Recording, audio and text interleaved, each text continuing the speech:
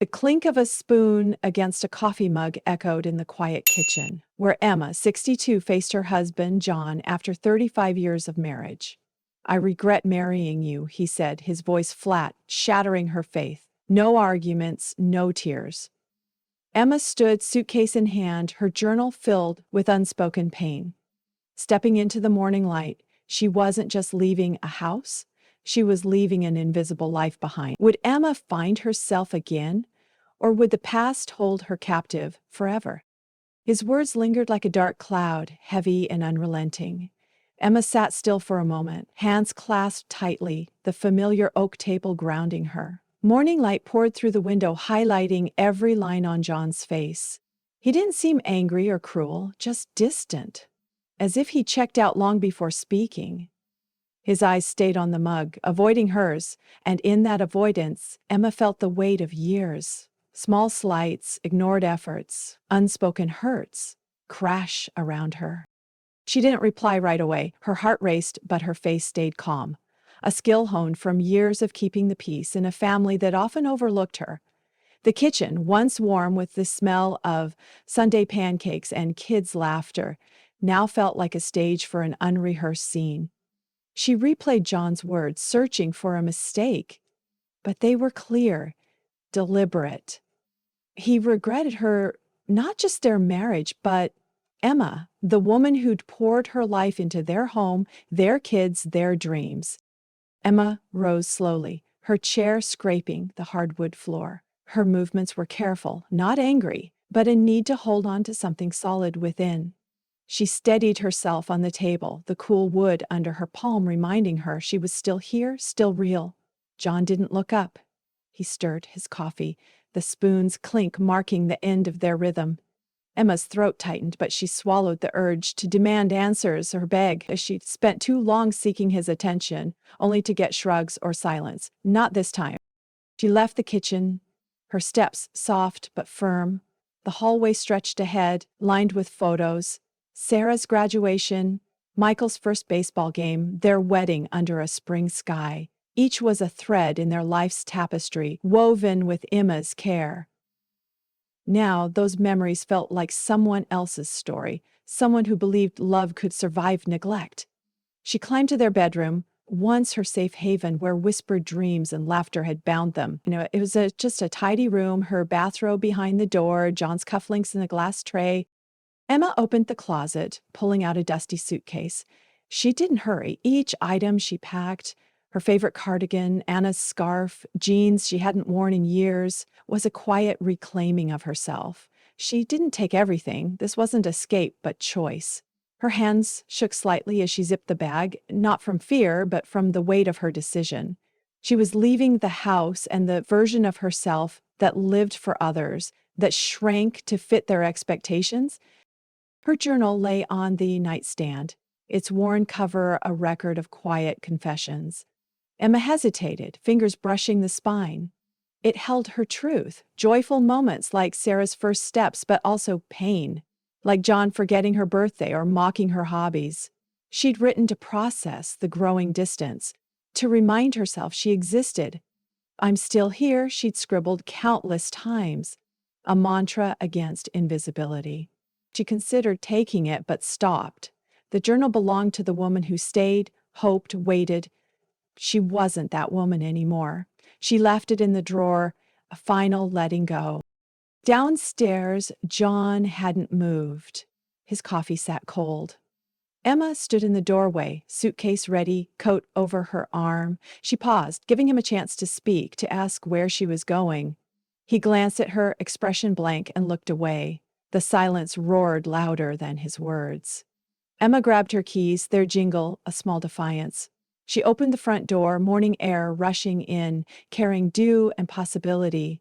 She didn't slam it, she closed it gently, with the care she'd always given, but now for herself.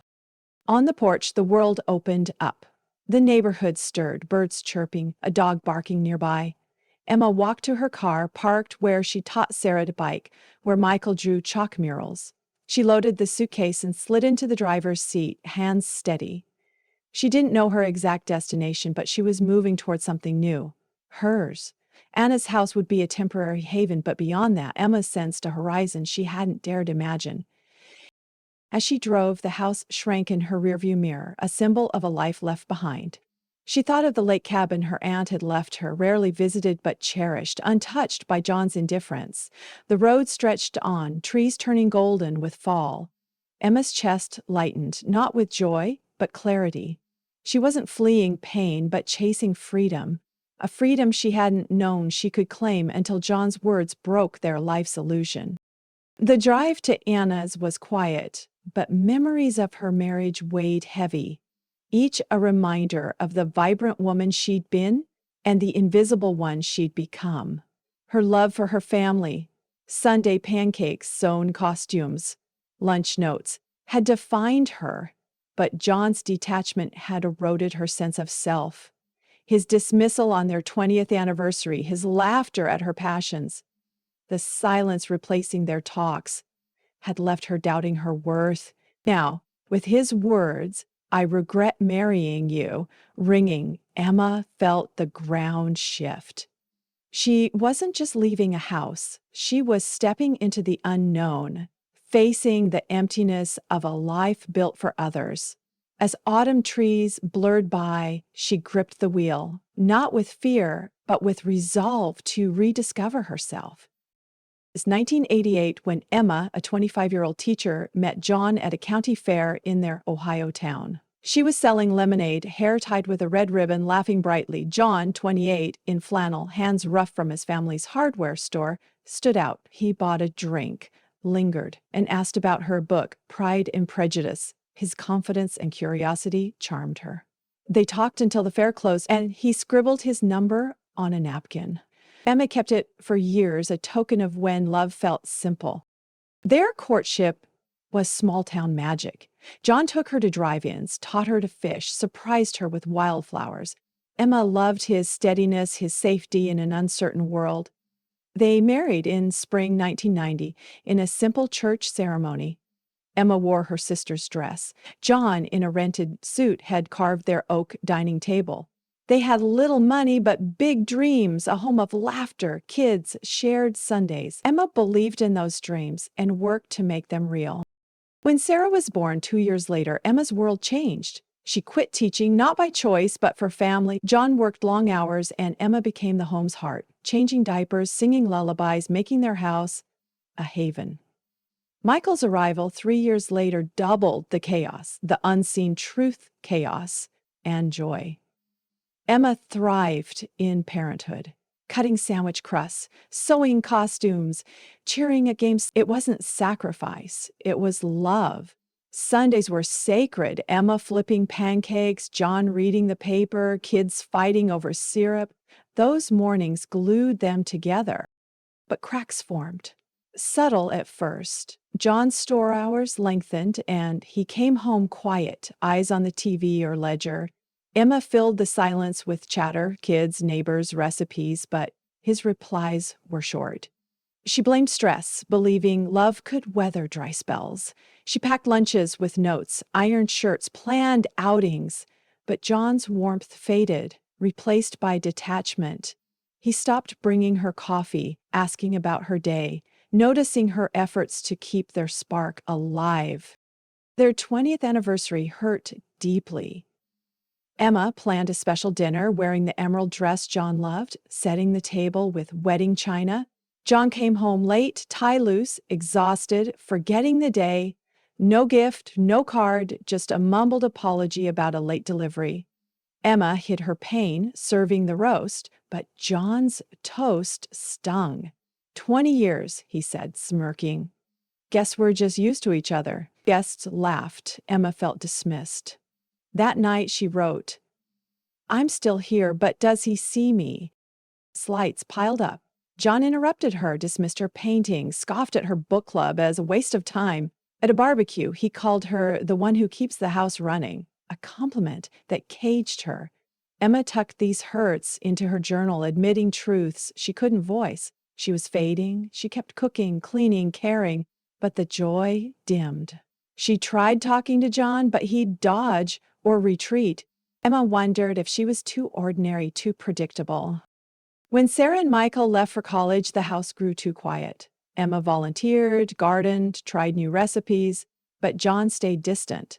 Her lunch notes, shoulder rubs, felt like offerings to someone absent. Her journal entries lengthened, each a plea. I cooked his favorite meal. He said nothing. I'm still here. She didn't know how to ask for more without seeming needy, so she stayed silent, hoping time would fix them. Reflecting, Emma saw the gradual theft of her voice, her presence. She'd loved John fiercely, built a proud life, but lost herself in it. Driving to Anna's, the road shimmering, she felt resolve. Her sacrifices weren't mistakes, but they weren't enough. At 62, she was ready to give to herself.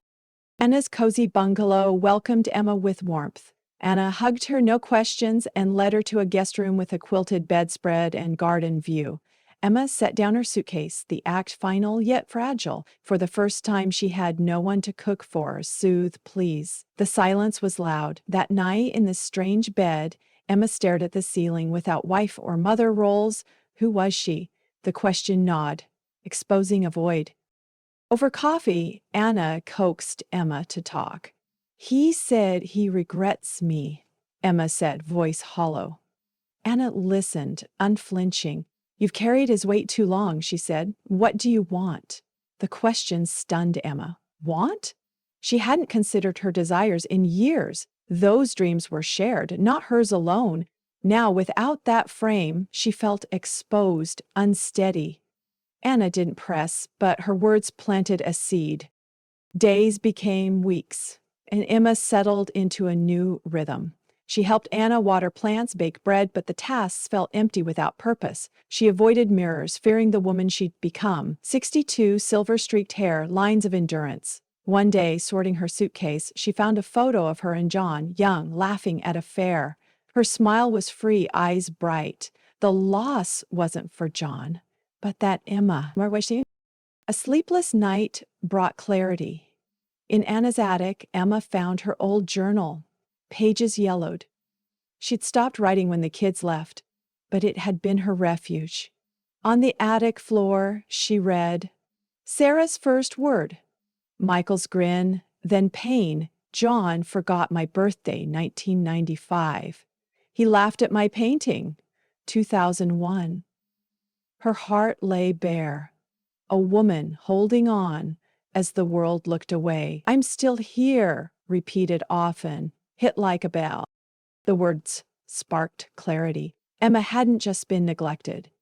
She'd neglected herself, shrinking to fit a role. The journal was her resilience, proof she hadn't vanished. Tears fell, not sad but recognizing. She'd fought to be seen, and now at 62, she'd see herself. The attic became sacred, where Emma pieced herself together. Next day, she took steps to reclaim her life. She joined a painting class, a love abandoned for family. Her first session was scary. Hands shook, younger students seemed confident, but mixing blues and golds sparked joy, recalling the girl who dreamed of beauty. She walked evenings on a trail to a pond, steps a meditation, listening to herself. She baked scones for herself, savoring creation without needing approval. Anna thought of the lake cabin her aunt left her, rarely visited but cherished, free of John's indifference. She drove there, 2 hours through hills. The cabin was weathered, sturdy, its porch overlooking a glassy lake. Inside it smelled of pine, memory. Emma imagined a life there, not as wife or mother, but herself, free. She dusted shelves, opened windows, sat with tea, the lake reflecting the sky. She felt at home. At Anna's, Emma planned practically. She opened a bank account, a first in her marriage. She got the cabin's deed and documents, securing her future. These steps, small but huge, declared independence. Anna saw the change. Emma's shoulders straighter, laughter brighter. You're coming back to life, Anna said. Emma smiled, knowing it was true. Leaving John forced Emma to face her void, but woke her strength. The journal, painting, walks, cabin weren't distractions, but lifelines to a forgotten self. On this new path, she knew it wouldn't be easy, but she walked for herself, certain she was still here. Change came quietly. A week at Anna's, John called, voice clipped, asking about accounts. I need to know where things stand, he said, as if her leaving was minor. Emma promised documents hanging up with clarity. His call was about control, not care. She didn't resent it, but knew she wasn't returning. His call showed her absence mattered. Sarah texted next, worried. Mom, are you okay? Dad said you're at Anna's. Emma paused, pencil hovering. Sarah, 30, in Chicago, had grown distant. Her laugh at the brunch, cutting deep. Emma replied, I'm fine, taking time for myself. Sarah's quick, can we talk soon? Surprised her. Emma agreed, not rushing to fill the gap, learning to prioritize herself. Michael, 27, called later, confused. Mom, what's going on? Dad's acting weird. Closer to John, he shared sports and practicality, but Emma heard new concern, a hint he saw her beyond lunch packing mom. She kept it light, saying she was at Anna's, figuring things out. You sure you're okay? He asked. I'm getting there, she said, meaning it. Their outreach was a thread to family, but Emma wasn't desperate to mend it perfectly. She was weaving her own story. A month in, sorting photos, John called, voice soft. I found your journal, he said. Emma's heart raced. She'd left it, not expecting him to care. I read some. I didn't know you felt like that. Her loneliness, hurt, pleased to be seen, were exposed. She felt bare but unburdened. I'm sorry, he said, heavy with regret. Can we talk? Emma agreed, but on her terms. A coffee shop, not home. The meeting was tense. John, 65, looked worn, shoulders slumped, eyes dodging. He admitted he'd taken her for granted, the journal shaking him. I didn't realize I hurt you, he said, stirring coffee, his old habit. Emma didn't rush to forgive. I tried telling you, John, for years. You didn't listen. He nodded, guilty. He handed her papers, transferring the house and savings. It's the least I can do, he said. Emma took them not for victory, but as her worth acknowledged. Sarah called days later, emotional. Dad showed me your journal. Mom, I'm sorry. I didn't know you were hurting. Emma stayed composed. Sarah admitted being caught up, unaware her brunch laugh wounded. I want to be better, she said. They met at Anna's, their talk raw but healing about the past, the brunch, their distance. Sarah listened, and Emma felt their bond flicker. Michael's recognition was quieter. He drove from Columbus, bringing a childhood photo album Emma made. Found this in the basement, he said, flipping through Little League and birthdays. You did so much. They reminisced, and he admitted not seeing her struggles. I'm proud of you, Mom, he said. Words she didn't know she needed. With their eyes on her, Emma acted boldly. She sold the family home, shedding an old skin. The money funded a cabin studio where she taught art to locals. The cabin, once distant, became her sanctuary, its walls echoing purpose. She hung paintings, planted a garden, welcomed Anna's visits, their laughter filling the space. She didn't erase her family. Sarah's calls, Michael's visits continued, but wasn't defined by them. Emma's transformation, sparked by leaving, reshaped her world. The journal's truths made John, Sarah, Michael see her anew, their apologies. John's assets, Sarah's remorse, Michael's pride, validating her. Selling the home, building the studio marked independence. At 62, free from others' expectations, she stood in her new life, choosing herself. Sarah's cabin visits rebuilt their bond. One sunny day, they planted wildflowers, hands in soil, laughter in the breeze. Over lemonade, they cooked Emma's childhood recipes, sharing stories, bridging years. Sarah's presence showed Emma's courage to demand respect. Michael visited less, but his warm calls, full of updates and art questions, mattered.